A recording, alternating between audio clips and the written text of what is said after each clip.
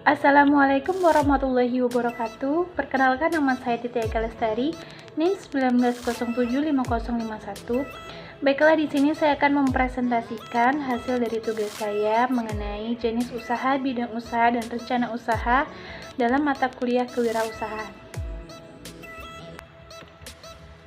Baiklah, pada bab 3 ini saya akan membahas mengenai jenis dan bidang usaha. Apa saja sih jenis dan bidang usaha itu sendiri? Baik, yang pertama adalah jenis usaha berdasarkan lapangan usaha.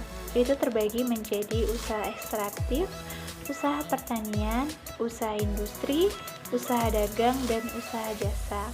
Lalu ada lagi yaitu berdasarkan pemiliknya. Berdasarkan pemiliknya ini terbagi menjadi badan usaha milik negara atau BUMN, yang dimana BUMN ini terbagi menjadi perusahaan jawatan, perusahaan umum, dan perusahaan perseorangan.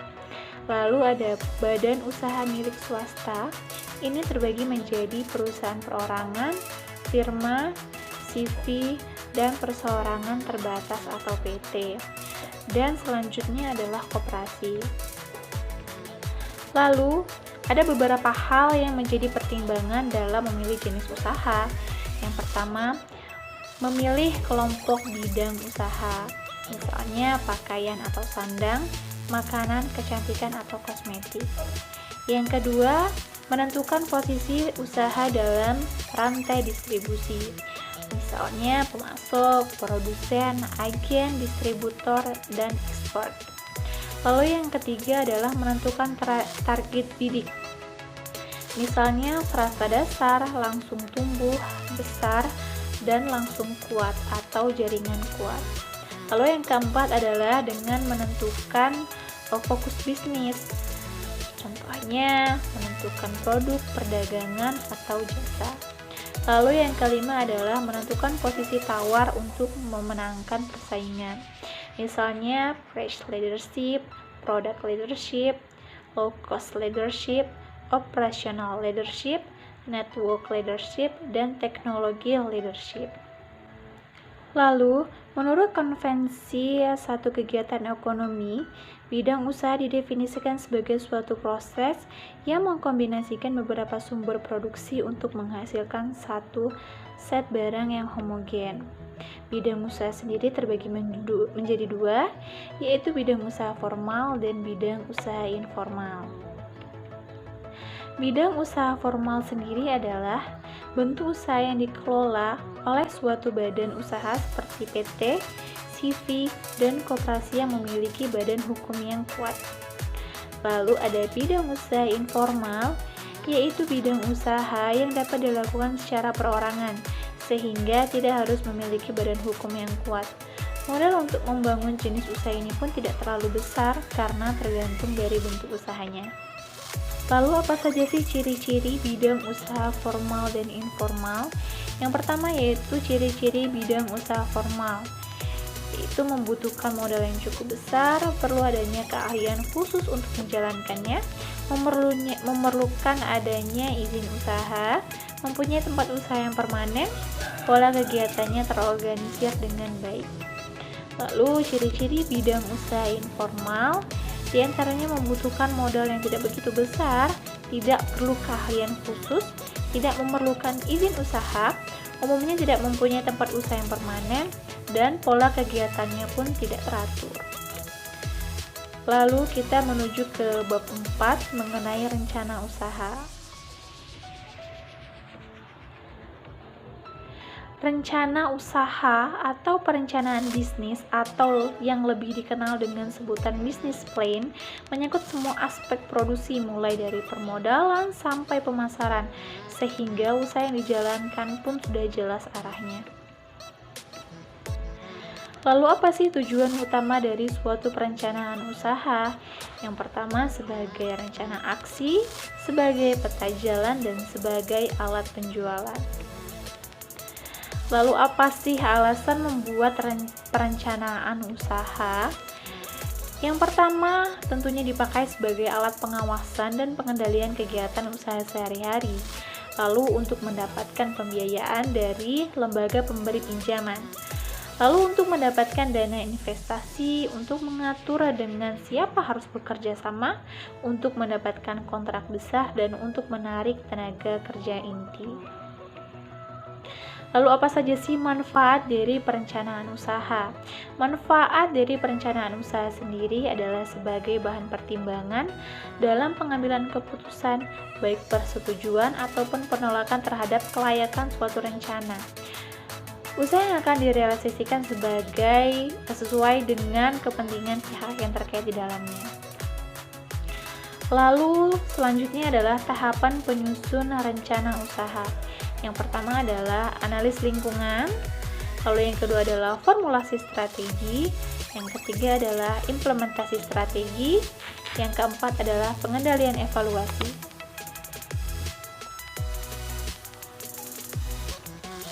Lalu outline rencana usaha. Menurut Alma, pada tahun 2009, sebuah outline rencana usaha memuat hal-hal sebagai berikut.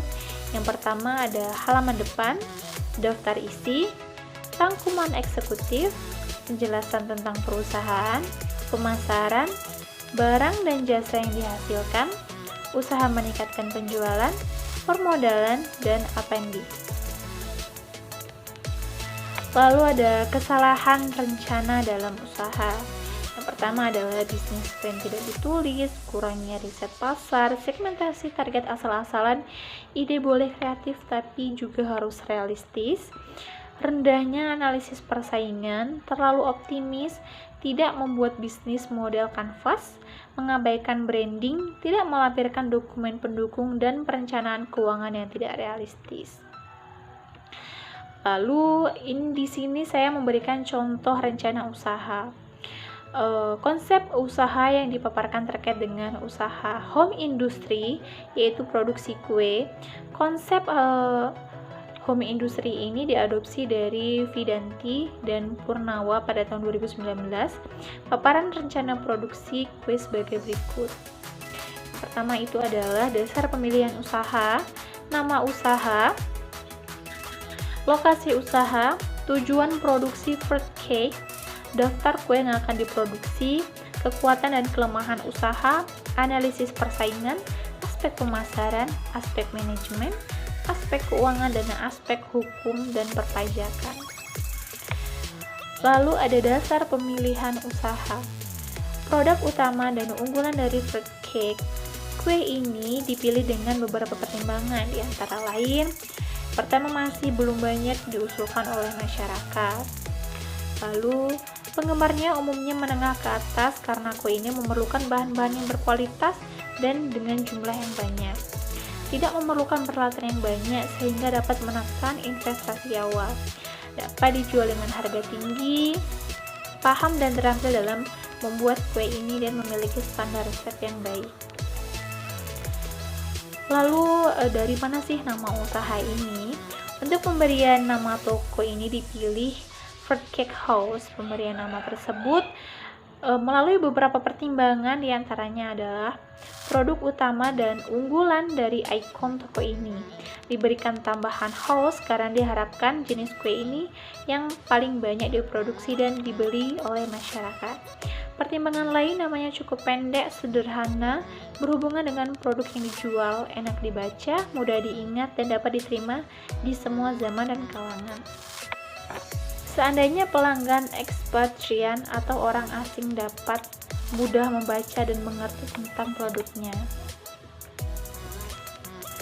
Lalu lokasi usaha. Untuk tahap awal, toko ini melayani pesanan melalui telepon dan email, dan tempat produksi adalah di rumah. Tujuan produksi fruit cake. Tujuan untuk diproduksi fruit cake ini adalah dapat memberikan pelayanan kepada masyarakat luas yang suka dengan fruit cake dengan kualitas setara yang diproduksi oleh hotel berbintang dan toko-toko kue terkemuka, tetapi dengan harga yang lebih murah. Lalu daftar kue yang akan diproduksi. Untuk kue yang akan dipromosikan dan ditawarkan secara bertahap, yaitu tahap pertama, kedua, dan ketiga. Lalu apa saja sih kekuatan dan kelemahan dalam usaha ini? Untuk kekuatannya sendiri, yaitu diantaranya masih jarang diproduksi dan dijual ke masyarakat, formula resep memiliki kekhasan tersendiri, harga lebih murah dibandingkan dengan toko kue terkenal, lalu lokasi tempat produksi berada di lingkungan wilayah mudah dijangkau, jenis kue awet dan tidak memerlukan tempat atau ruang khusus untuk penyimpanan, banyak disukai oleh kelompok ekonomi menengah ke atas sehingga mengutamakan kualitas dan harga mengikuti kualitas produksi. Lalu kelemahan usaha ini adalah lokasi penjualannya tidak berada di daerah bisnis, tetapi dalam kompleks perumahan. Lalu produk ini sebelumnya dijual di toko-toko terkenal dan hotel berbintang, sehingga brand image mudah terbentuk. Pembeli membayar dengan uang cash, tidak atau belum dapat membayar dengan kredit card atau debit. Jadi, pembayaran ini masih sangat manual dengan menggunakan uang cash. Dan interior tempat produksi sederhana, belum seperti toko kue terkenal. Lalu adalah analis persaingan. Produksi kue ini masih terbatas dan produk ini dibuat oleh usaha kue di hotel berbintang serta toko-toko kue yang cukup mahal harganya. Pembelinya adalah orang yang berpenghasilan menengah ke atas, mengingat kue ini dibuat dari bahan-bahan berkualitas, maka harga jualnya pun menjadi cukup tinggi. Secara analis, persaingannya sebetulnya tidak terlalu ketat dan rapat untuk memperoleh membeli dan memasuki pasar dibandingkan bila memproduksi brownies, black forest, dan molen. Lalu ada aspek pemasaran. Untuk aspek pemasaran ini diuraikan menjadi beberapa. Yang pertama adalah uraian produk, pasar sasaran, rencana promosi, perencanaan distribusi, dan penentuan harga. Lalu selanjutnya adalah contoh menghitung penentuan harga. Harga per unit dari bahan-bahan kue dihitung berdasarkan harga ready stock, yaitu harga bahan makanan yang sudah dihitung cost factor-nya. Artinya harga dihitung sudah berdasarkan berat bersih, yaitu sebesar Rp160.300. Biaya pendukung diantaranya adalah listrik, bahan bakar, bahan pembersih, dan lain-lain, ditetapkan 10% dari total cost, maka perhitungannya 10/100 dikali Rp160.300, maka hasilnya adalah Rp16.030. Lalu untuk biaya kemasan per satu buah kue, untuk kue ukuran 20 cm sama dengan kardus, menggunakan kardus Rp3.500 plus kertas renda Rp600 dan alas kue dengan harga Rp1.400 dan ditotalkan menjadi Rp5.500. Lalu untuk biaya tas plastik untuk kue ukuran 20 cm adalah Rp1.500 per buah. Grand total cost satu resep sebesar Rp160.300 ditambah dengan Rp16.030 sama dengan Rp176.330. Untuk biaya produksi untuk kue ukuran 20 cm itu Rp176.330 dibagi 3 atau jumlah yang didapatkan dalam satu resep sama dengan Rp58.777 ditambah kemasan Rp5.500 ditambah tas Rp1.500 sama dengan Rp65.777. Lalu untuk rumus penetapan harga jual. Untuk selling price, di sini grand total cost dikali 100 per cost 0 per cost.